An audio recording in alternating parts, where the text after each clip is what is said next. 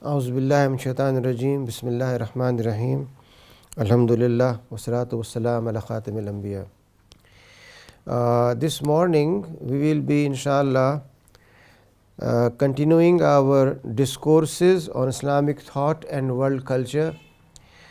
The topic this morning is Islamic jurisprudence. The touchstone of Islamic thought and culture are the first two main non-variable sources of Islamic thought, the Quran and the Sunnah. Divine guidance contained in these two sources guided, inspired and motivated the Muslim mind to explore and to investigate, research, understand deeply, and through evidence-based learning become leaders in production of beneficial knowledge, ilm and nafi. In this slide you will find we have touched on several aspects. First and foremost, Islamic thought draws its legitimacy and its proper understanding from two non-variable sources, which are the Quran and Sunnah. I always call them non-variable because they do not change with change of time. Secondly, what we are saying is, it's due to these two sources that a researcher is persuaded to conduct evidence-based research, to conduct scientific investigation, to explore new horizons, and ultimately to create beneficial knowledge or ilm an-nafi. Ilm an-nafi means knowledge that is relevant for the welfare of humanity.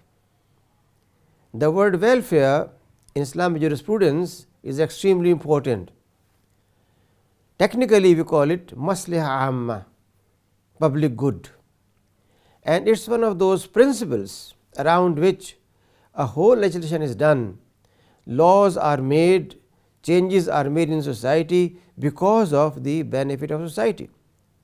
Therefore, what we are saying here is that jurisprudence is a science, a dynamic science, wherein we have to depend entirely on the Quran and Sunnah, but these are the non-variable principles which help us in coming up with a dynamic approach. Now, what do we mean by jurisprudence? Definition of jurisprudence given normally is that it is a particular method of study, not of the law of one country, but of general notions of law itself. Jurisprudence does not mean that we study law of a country like Pakistan or Turkey or any European country, but what is behind law? Why a law is made in Turkey or in Australia or in Pakistan?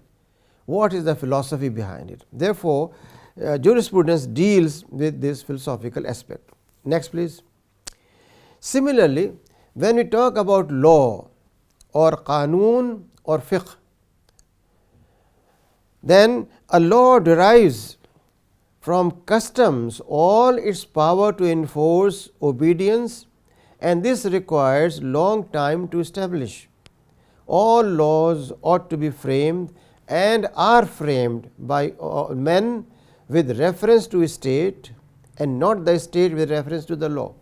This again is a definition from a Western source that tells us that normally how law is made.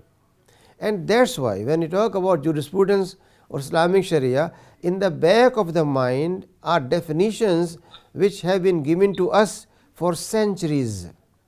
Over 2 centuries, Muslim mind has been enslaved by those definitions which were given by teachers and their teachers based on the Western sources. Here you find what is said is that law means when you have something continuously done customarily, then it becomes law. If in a tribe or in a country people just say I want to get married with you, and that makes it a law.